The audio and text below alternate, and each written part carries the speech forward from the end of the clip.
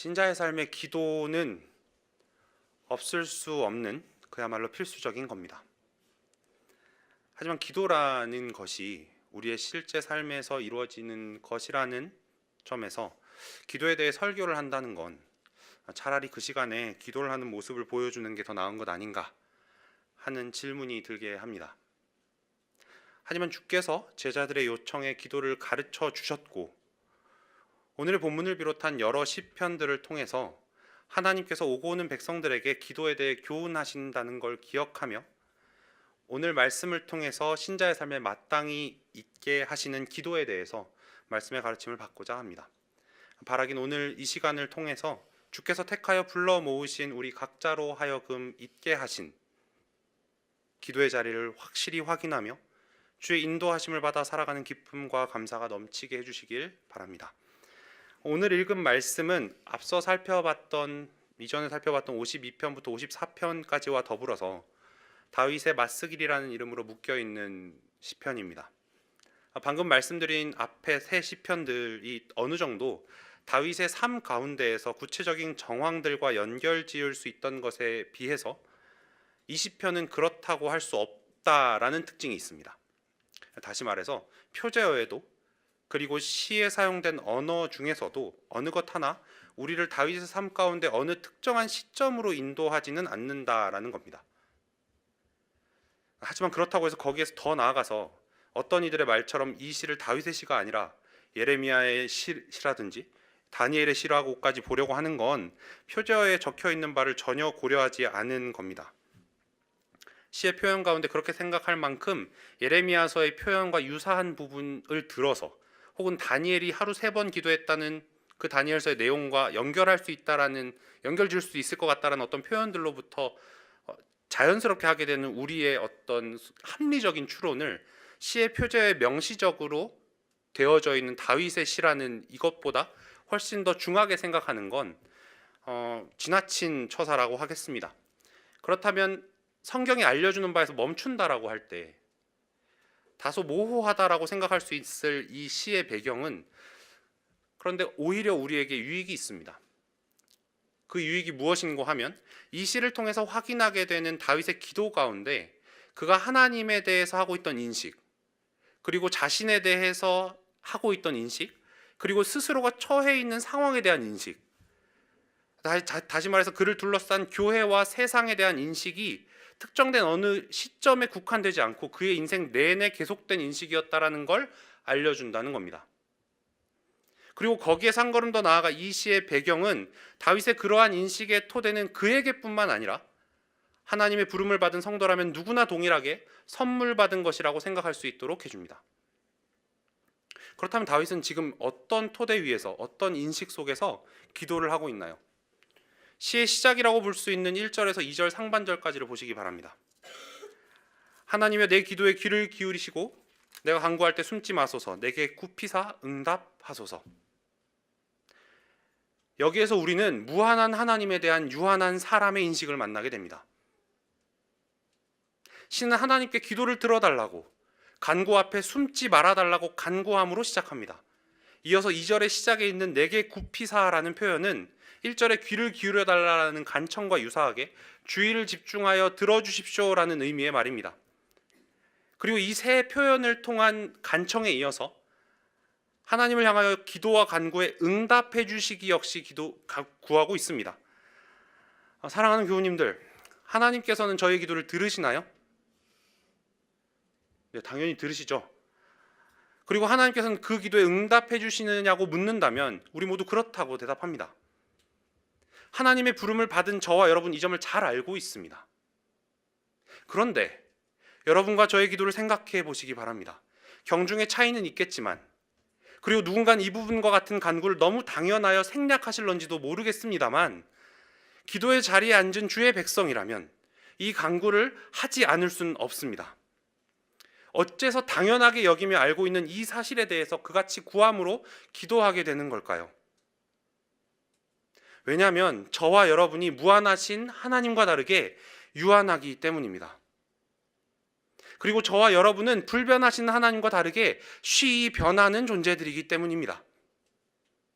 그렇게 유한하며 쉬이 변하는 저와 여러분은 거기에 더해서 우리의 첫 조상 아담의 범죄의 결과로 인하여 그와 그 아내 하와가 동산에서 누리던 하나님과의 친밀한 교제를 더 이상 영위할 수 없는 존재들로 존재하게 되었습니다. 물론 하나님의 영원하신 예정하심 가운데 그리스도의 공로로 구속함 받은 성도에게 성령 하나님의 내주하심 가운데 하나님과의 친밀한 관계는 회복되었고 회복되고 있습니다. 그럼에도 불구하고 성도에게 잔존하는 부패는 그들로 무한하신 하나님이 유한한 우리의 기도를 들어주신다라는 사실을 실로 쉬이 잊도록 만듭니다. 그래서 오늘 말씀의 시작과 같은 간구는 신자의 기도에 필연적일 수밖에 없는 자세요, 사모할 수밖에 없는 간구입니다. 다시 말해서 이 시의 서원은 하나님, 유한하며 쉬이 변하는, 그래서 여전히 부패가 잔존해 있는 제 기도를 무한하신 하나님께서 들어주신다는 말입니까? 와 같은 감격이 진하게 묻어있는 말입니다. 그렇게 이는 마치 예수님께서 제자들에게 가르쳐 주시던 기도의 첫 구절인 하늘에 계신 우리 아버지여라는 부름이 담고 있는 의미와 동일합니다. 하늘에 계시다라고 말하는 것이 가장 적절할 정도로 땅에 사는 우리와 그분께서 다르심을 인정하는 가운데 그분을 또한 아버지라 부르도록 예수님께서 우리를 교훈하셨습니다. 그렇게 아버지라고 불리시는 하나님께서는 실로 우리의 기도를 들으십니다. 이와 같은 하나님과 그 하나님 앞에 선 자신에 대한 인식을 가지고 있는 신자의 시선은 이제 자신이 처한 상황으로 옮겨갑니다. 그리고 그는 입을 엽니다. 2절의 이은 부분으로부터 5절까지를 번갈아서 교독해 보시겠습니다. 내가 근심으로 편하지 못하여 탄식하오니 원수의 소리와 악인의 압제 때문이라. 그들이 죄악을 내게 더하며 노하여 나를 핍박하나이다. 내 마음이 내 속에서 심히 아파하며 사망의 위험이 내게 이르렀도다. 두려움과 떨림이 내게 이르고 공포가 나를 덮었도다. 2절의 하반절의 시작에 나와 있는 편하지 못하여 라는 표현은 편하다라는 말의 부정어로 쓰이기에는 그 의미가 좀 더 과격한 원어가 쓰여져 있습니다. 그래서 이 부분은 신자가 근심으로 인하여 극심하게 종잡을 수 없게 됨을 겪었다라는 겁니다. 그와 같은 혼란은 그로 하여금 탄식을 내뱉을 수밖에 없도록 만들었다는 거죠. 그런데 3절의 그 근심, 그 탄식의 이유를 시인이 언급합니다. 바로 원수의 소리와 악인의 압제가 그 이유로 지목되죠. 여기서 소리라는 것에 소리라고 번역되어져 있는 원어는 많은 무리 지은 자들이 내는 소리입니다. 그러니까 특정한 한 사람, 이를테면 사울이나 훗날 다윗을 반역했던 압살롬이나 그 반역을 도운 아히도벨 정도만으로 특정 지을 수 없이 그야말로 그들을 포함한 많고 많은 사방을 둘러싼 적들이 전쟁터에서 내는 상대를 기죽이려는 소리를 생각하게 하는 말이라는 겁니다. 그러한 소리와 악인의 압제를 더욱 구체화해서 3절의 하반절은 그들이 죄악을 내게 더하며 노하여 나를 핍박하나이다 라고 말합니다. 그 표현 가운데 첫 번째인 죄악을 시인에게 더한다는 건 다름 아니라 고소를 한다는 겁니다. 고소를 한 죄목으로 하는 게 아니라 쌓이도록, 더하도록 한다는 것이죠. 그리고 노하여 불같은 화를 핍박으로 표현한다는 겁니다. 이와 같은 악한 원수들의 창화는 4절과 5절 같은 말씀과 같이 정서적인 상황으로 시인을 내모입니다. 내 마음이 내 속에서 심히 아파하며 사망의 위험이 내게 이르렀도다. 두려움과 떨림이 내게 이르고 공포가 나를 덮었도다. 마음의 심한 고통 가운데 두려움과 떨림 그리고 사망에 이른 사망의 위험으로 공포가 가득한 이 심경은 다름 아니라 서원에서 봤던 하나님에 대한 인식 그리고 그 앞에 선 자신의 인식이 있는 신자의 심경입니다. 그래서 그는 급기야 이 가운데 불가능한 일을 가정해서 그 일이 자기에게 가능하게 된다면 불가능한 그 일이 자기에게 가능하게 된다면 자신이 어찌하고 싶은지를 생각해 보았노라고 이어지는 6절에서 8절 말씀 가운데 말합니다. 다름 아니라 자기에게 비둘기같이 날개가 있다면 날아갈 거라고 합니다. 그렇게 날아가서 편히 쉴 텐데 날아가서 이르르는 곳이 다름 아니라 광야인지라 그렇게 할 수 있으리라고 쉴 수 있으리라고 말합니다. 허허벌판인 그 광야, 그래서 인적이라고는 찾아볼 수 없는 그곳이나 되어야 앞서 말한 원수, 그 악인도 없지 않겠습니까? 그러니 이 같은 말은 상당히 합당하게 들립니다. 그런데 여기서 주목해 봐야 될 점이 있습니다. 여러분, 과연 시인은 지금 자신이 목도하고 있는 그 현실을 피하게 해달라고 주께 기도하고 있는 건가요? 그러니까 이 부분은 주여 제게 날개든지 아니면 날개와 같이 이 상황을 피할 수 있는 뭐가 있다면 그걸 주셔서 저로 이 상황을 부디 피하게 좀 해주십시오 라고 말하는 것으로 보면 되냐고 제가 질문 드리는 겁니다. 아닙니다. 의외로 지금 이 가정은 하나님께 하나님 아버지, 제가 처한 상황이 저로 하여금 심지어 이렇게까지 되뇌일 정도로 저를 내몰았습니다 라고 아뢰는 부분 안에 들어가 있는 내용이라는 겁니다. 교우님들 각자가 가지고 계신 어려움 가운데서 하나님께 드리시는 탄원의 중심이 그런 것처럼 과연 시인도 그렇게 현실로부터 벗어나게 해달라고 말하고 있는 게 아닙니다. 내면의 상황을 면할 수만 있다면 면하리라라는 마음이 그에게 있지 않다는 겁니다. 오히려 자신이 처한 현실의 극히 어려움을 하나님께 아뢰고 있는 겁니다. 정말 하나님께서 자신을 돌봐주시기만을 바라고 있는 시인의 마음이 확인되는 부분인 거죠. 게다가 그 되뇌임은 그저 거기에 머물지 않았다는 걸 우리는 이 기도가 기록되는 자리에 이르러서 다른 결말로 시를 마치는 시인을 통해서 알 수 있고, 또 한편 7절과 8절 사이에 구분될 만한 시적 표현을 통해서 확인할 수 있게 됩니다. 그 시적 표현이라는 게 다름 아니라 셀라라는 시적 표현인데, 그 표현을 존중해서 8절을 보면 그 구절에 등장하는 피난처는 앞절의 광야가 아니라는 걸 확인하게 됩니다. 지금 제가 무슨 말을 하는 걸까요? 하나님은 우리의 피난처시오 힘이시니 환난 중에 만날 큰 도움이시라. 내가 여호와를 가리켜 말하기를 저는 나의 피난처요 나의 요새요 나의 의뢰하는 하나님이라 와 같은 여타의 시편 구절들로 알 수 있는 것처럼, 시편 기자는 성도의 피난처는 여호와 하나님뿐이심을 알게 된 자입니다. 그러하게 지금 이 구절을 통해서도 우리는 그 불가능한 가정의 끝머리에 광야로 향하는 발길을 돌려 자신의 유일한 피난처이신 여호와 하나님께로 향하는 신자의 발걸음을 보게 되는 겁니다. 이제 신자는 자신이 처한 상황 가운데 조금 더 넓은 시야를 가지고 이 생에서 신자가 처하는 상황 전반을 담을 수 있는 내용을 전해줍니다. 9절로 11절 말씀에서 시인이 보고 전해주는 것은 당시에는 성이요, 그래서 지금으로 따지자면 얼핏 도시에 비견할 수 있을 것 같은 곳의 상황을 말하는 듯합니다. 일단 그 상황이 어떠한가요? 강포와 분쟁, 그리고 죄악과 재난, 또한 악독이 그 안에는 가득하고 그와 같은 것들이 넘치도록 하는 압박이요 속임수는 그 성내 거리를 떠날 줄 모르는 상황입니다. 그 상황을 더욱 생생히 전달해주는 표현은 10절의 상반절이라고 하겠습니다. 본디 성벽이라고 하면 성에 거주하는 자들의 안전을 위해서 쌓은 것이라고 할 수 있겠죠.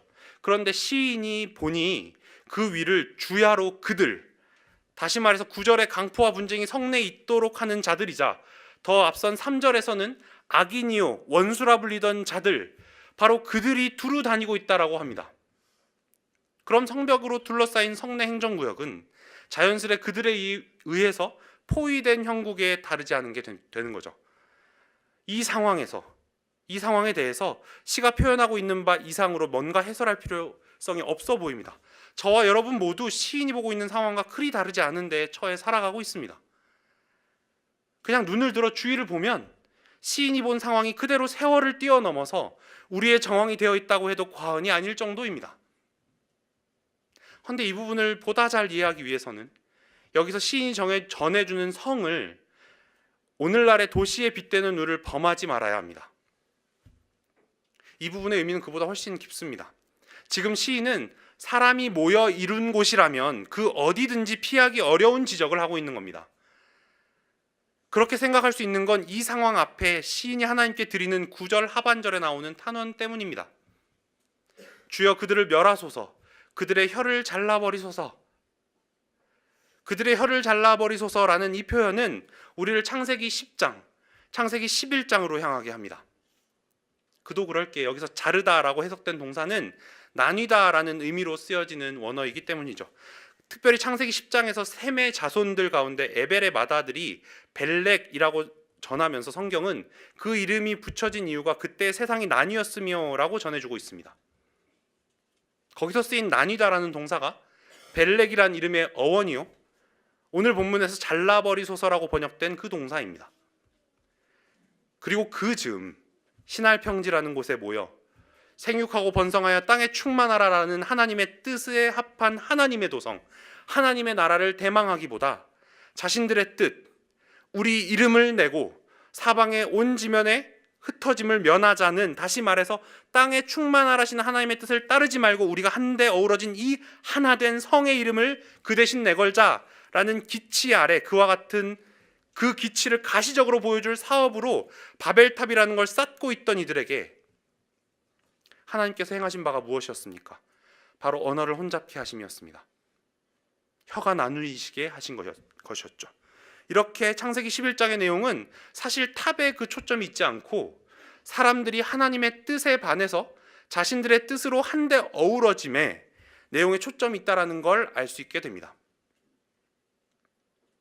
이 정도로 창세기 11장을 이해하노라면 오늘 시인이 전해주는 9절부터 11절의 내용은 오고 오는 인생이라면 피할 수 없는 바, 하나님의 뜻이 아닌 사람의 뜻을 내걸고 모였다면 부인할 수 없는 죄악됨과 비참함을 전해주고 있는 것입니다. 이와 같은 시인의 시선은 이내 다시금 자신이 처한 암담한 상황을 잊게 한 원수에게로 향합니다. 그런데 이어지는 12절에서 14절의 내용을 확인할 수 있게 되는 바대로 그 상황은 정말 막막한 상황입니다. 왜 제가 지금 이 부분으로 알 수 있는 시인의 상황이 막막하다라고 말씀드리는 것입니까? 달리 설명드릴 필요 없이 말씀을 읽어보면 금방 알 수 있습니다. 12절에서 13절이죠. 나를 책망하는 자는 원수가 아니라 원수일진데 내가 참았으리라. 나를 대하여 자기를 높이는 자는 나를 미워하는 자가 아니라 미워하는 자일진데 내가 그를 피하여 숨었으리라. 그는 곧 너로다. 내 동료, 나의 친우요, 나의 가까운 친우로다. 다름 아니라 앞서 시의 서두에서부터 시인을 괴롭힌 원수요 악인은 시인과 막역한 지간에 있던 사람이었단 말입니다. 근데 12절에서 14절 말씀 가운데 우리가 더욱 눈길을 둬야 하는 부분은 마지막 14절입니다. 왜냐하면 이 우정은 보통 우정이 아니라는 걸 14절이 알려주기 때문입니다. 14절을 보시기 바랍니다. 우리가 같이 재미있게 의논하며 무리와 함께하여 하나님의 집 안에서 다녔도다.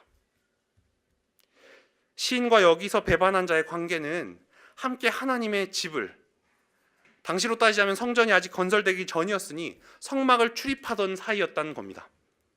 지금 우리 식대로 이해를 하자면 보이는 교회에서 하나 되었던, 그래서 영적 친밀감을 경험하던 사이였단 말입니다. 이와 같은 일 앞에서 우리 중 과연 어느 누가 이건 말이지 보이는 교회와 보이지 않는 교회라는 개념을 생각하면 그리 놀랄 일이 아니야 라고 누가 말할 수 있습니까? 만일 우리 중에 보이는 교회와 보이지 않는 교회를 구분해낼 수 있는 사람이 있다면 그런 사람만이 그와 같은 태어남으로 이 상황을 넘어갈 수 있습니다. 하지만 저와 여러분 모두가 아는 것처럼 우리 중 어느 누구에게도 하나님께서 그건 허락하시지 않은 바입니다. 그렇게 우리는 시인이 당하는 것과 같은 상황이 벌어질 때 과연 시인과 같이 황망할 수밖에 없습니다. 그와 같은 황망함을 긴 호흡으로 보여주는 것이 바로 욥기라 하겠습니다. 이와 같은 이해 속에 이 부분을 살피며 확실해진 사실 한 가지는 앞선 9절에서 11절의 내용이 지적하던 사람이 모여 이룬 곳의 범주에 보이는 교회가 들어갈 수도 있다는 겁니다. 이를 부정할 수 없습니다. 심지어 시의 후반부로 가서 보면 9절에서 11절의 일반적인 사람들의 집단이 공공연하게 강포와 분쟁, 죄악과 재난, 그리고 압박과 속임수를 자행하고 있던 것에 비해서 보이는 교회 안에서 확인되는 건 더 교묘하고 교활합니다. 함께 19절 하반절부터 21절의 말씀으로 가보시겠습니다. 거기에 가서 보시면 원수요 악인이라고 표현되는 자들이 어떤 행위를 하는지를 확인하실 수 있습니다. 그들은 변하지 아니하며 하나님을 경외하지 아니함이니이다. 그는 손을 들어 자기와 화목한 자를 치고 그의 언약을 배반하였도다. 그의 입은 우유 기름보다 미끄러우나 그의 마음은 전쟁이요 그의 말은 기름보다 유하나 실상은 뽑힌 칼이로다.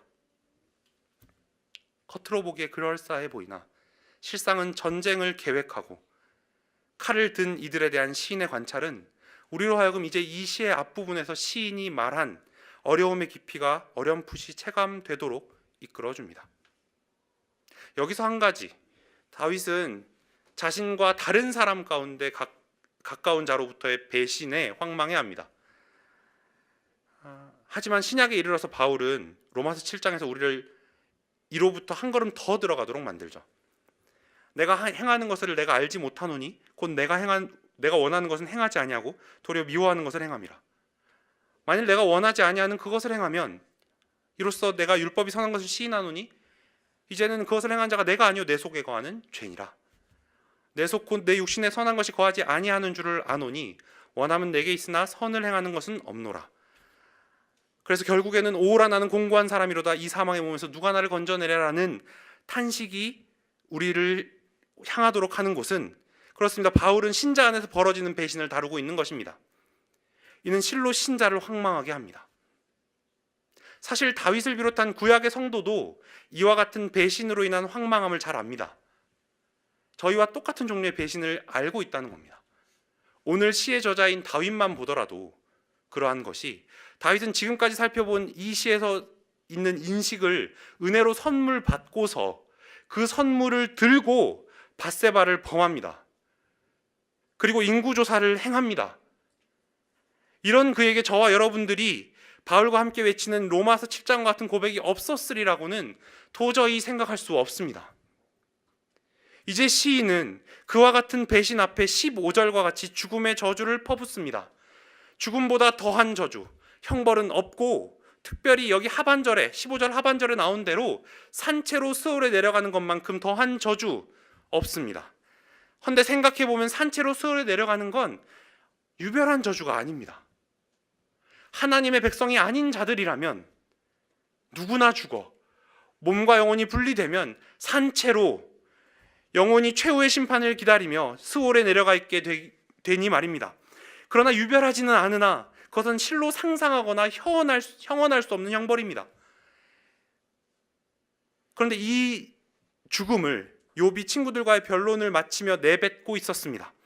지금까지 살펴본 곳에 이르기까지 오늘의 본문은 시작하면서 말씀드린 대로 다윗을 비롯하여 신자라면 당연한 기도의 자리, 그 토대가 되는 하나님에 대한 인식, 그리고 자신에 대한 인식, 그리고 스스로가 처한 상황에 대한 인식을 교훈해 주었습니다.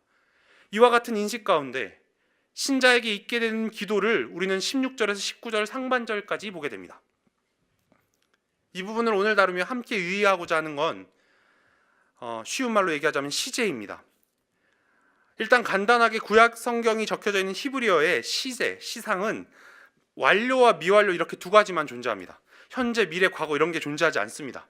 그렇기에 시상이라는 건 본디 동작의 완결 여부를 전달해주는 역할만을 합니다. 그와 같은 개념을 염두에 두고 이 부분을 읽어보자면 18절을 제외하고는 오늘 16절부터 19절 상반절의 말씀 가운데 18절을 제외하고는 모두 미완료로 되어 있는 걸 우리말로 미래처럼 표현해 둔 겁니다. 이를 시상의 기본적 개념으로 생각해보면 16절, 17절, 19절과 같은 동사에서 하나님의 일하심이 계속되는 것이라는 걸 생각할 수 있게 됩니다. 하나님께서는 16절과 같이 자기에게 부르짖는 자를 구원하시며 그리고 17절과 같이 신자의 근심하여 탄식하는 소리를 들으시며 또한 19절과 같이 하나님을 경외하지 않는 데서 돌이키지 않는 자들을 낮추시기를 쉬지 않으시며 계속하십니다. 그리고 이와 같은 일을 하시는 하나님께서는 19절에 고백하는 대로 옛부터 계시는 이이십니다. 기도는 이처럼 하나님의 하나님이심과 그 일하심을 기억하는 것입니다. 그리고 각 앞절에 붙어있는 표현대로 그 하나님 앞에 선 신자 자신은 16절에서처럼 하나님께 부르짖기를, 그리고 17절에서처럼 저녁과 아침과 정오에 근심하여 탄식하기를 계속합니다. 여기서 저녁과 아침과 정오라는 표현을 통해서 하루에 3번 기도하는 법도를 생각하는 건 과연 유익합니다. 칼빈이나 박윤선 목사님 모두 다 일찍이 이 부분을 주석하시면서 인간성은 부패했기 때문에 우리가 자신을 어떤 규칙으로 제재하지 않고서는 사람이란 본디 스스럼 없이 기도의 의무를 실증내고 도무지 기도하지 않으려고 하게 되기 때문입니다. 하지만 동시에 기억할 사실은 이건 신자에게 기도가 의무를 넘어서서 생존의 필수적인 것임을 알려주는 표현이라는 사실입니다. 앞서 살필 수 있었던 바 신자가 인식하게 되는 상황의 막막함과 굉장히 어울리지 않는다는 생각이 이 부분을 보시면 드실지도 모릅니다. 하지만 성경을 통해서 하나님께서는 당신이 백성 삼으신 성도가 맞닥뜨린 상황의 극심함을 인해서 그에게 있는 간구를 하나님께 향하기를 멈추지 않을 뿐만 아니라 오히려 하나님께서 자신을 구하여 내실 것에 대한 확실한 소망을 놓치지 않고 있음을 교훈해 주십니다. 그리고 그와 같은 하나님의 불변하심과 신자 자신의 하나님께 의지하기를 멈추지 않으려는 마음은 18절과 같이 인생을 살며 겪는 구체적인 하나님의 보존하심과 보호하심을 근거로 더욱더 견고해지기 마련입니다. 이 부분을 통해서 확인하게 되는 바는 마치 욥기를 통해서 신자에게 닥치는 고난과 하나님 앞에서의 죄악을 연결짓는 것이 1대1로 연결짓는 게 불가능한 것처럼 신자의 기도는 구하는 바대로 응답받는 1대1 대응 관계가 이루어지는 차원을 넘어선다라는 걸 확인할 수 있게 됩니다. 그래서 시인은 마치 다른 이에게 권면하듯이 자신을 포함한 성도에게 하나님께로부터 받은 교훈을 전달합니다. 함께 그 교훈에 해당하는 22절의 말씀을 읽으시겠습니다. 내 짐을 여호와께 맡기라. 그가 너를 붙드시고 의인의 요동함을 영원히 허락하지 아니하시리로다. 이 구절이 알려주는 바는 의인이라는 것이 다름 아니라 자기 짐을 여호와께 맡기는 자들이라는 사실입니다. 여기서 이야기하는 자기 짐은, 그리고 그 짐을 여호와께 맡긴다는 것은 무엇을 말하는 것일까요? 다름 아니라 오늘 말씀을 통해 확인하게 되는 바대로 여호와 앞에 서서 인생을 살기에 쉬지 않고 기도하는 걸 말합니다. 그리고 그런 자들을 여호와께서는 보존하시어 요동치 않도록 하신다는 것입니다. 그리 여호와께 자신의 짐을 맡기는 자들과 반대되는 자들로 이어지는 23절은 피를 흘리게 하며 속이는 자들을 말합니다. 표현 자체가 잔인무도한 감이 있습니다만 여호와께 짐을 맡기지 아니하고 이 땅에 사는 자들은 모두 경중의 차이가 있을 뿐 자신을 위하여 다른 이의 피를 흘리게 하며 속이며 살아갑니다. 그럴 수밖에 없는 것이 죄가 관영한 이곳에서의 삶이 기본적으로 가지고 있는 비참함입니다. 그러니까 그리 사는 자들의 편에서 보면 굉장히 열심으로 삶을 사는 것처럼 보입니다. 하지만 그런 그들에게 파멸의 웅덩이에 빠질 날만이 기다리고 있습니다. 그리고 실로 그들은 그들에게 예비되어 있는 영원한 죽음, 그 영원한 형벌을 포함하여 생각해 볼 때 날에 반도 살지 못합니다. 이처럼 신자는 나는 주를 의지하리이다 라고 기도하는 자리에 섭니다. 오늘 이 시의 내용을 살피는 것을 이와 같이 마치는 가운데 교우님들과 함께 생각해보고자 하는 바가 있습니다. 신자로 하여금 오늘의 시편과 같이 기도하도록 하시는 하나님의 은혜는 과연 어떻게 내게 주어졌는가 하는 질문입니다. 이 질문 앞에 오늘 시편이 우리를 이끌어가는 복음서의 한 장면으로 가보고자 합니다. 마태복음으로 잠시 가보시겠습니다. 마태복음 26장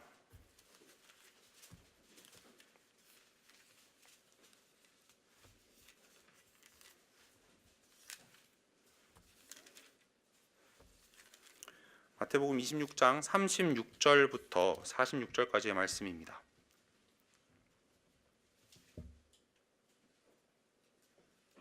교독해 보도록 하겠습니다. 이에 예수께서 제자들과 함께 겟세마네라 하는 곳에 이르러 제자들에게 이르시되 내가 저기 가서 기도할 동안에 너희는 여기 앉아 있으라 하시고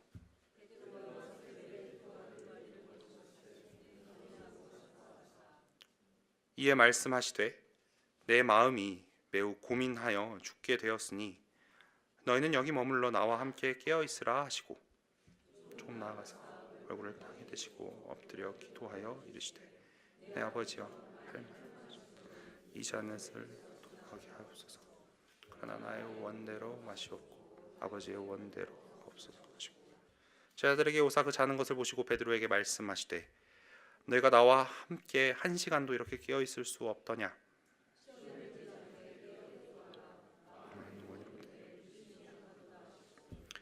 다시 두 번째 나아가 기도하여 이르시되 내 아버지여 만일 내가 마시지 않고는 이 잔이 내게서 지나갈 수 없거든 아버지의 원대로 되기를 원하나이다 하시고 다시 오사 보신즉 그들이 자니 이는 그들의 눈이 피곤함이라. 또 그들을 두시고 나아가 세 번째 같은 말씀으로 기도하신 후 이에 제 아들에게 오사 이르시되 이제는 자고 쉬라. 보라 때가 왔으니 인자가 죄인의 손에 함께 읽겠습니다. 일어나 함께 가자. 보라 나를 파는 자가 가까이 왔느니라. 예수님의 겟세마네에서 이 기도를 보면 저와 여러분이 오늘 이 시편 55편을 읽는 가운데 내가 겪는 어려움과 어쩜 이리도 맞아떨어질까 싶었던 마음을 더욱 들어 우리 주 예수 그리스도에게로 향하게 됩니다. 우리로 하여금 다윗과 함께 시편의 55편과 같은 기도를 하나님께 드리는 자리에 있게 하신 건 사망의 권세에 맞서서 또한 그 권세로 고소해오는 우리의 대적을 향하여 그 기도를 완성하시며 승리하신 성육하신 예수 그리스도의 공로로 말미암은 것입니다. 예수 그리스도의 공로 외에 우리를 기도할 수 있게 하는 다른 근거는 없습니다.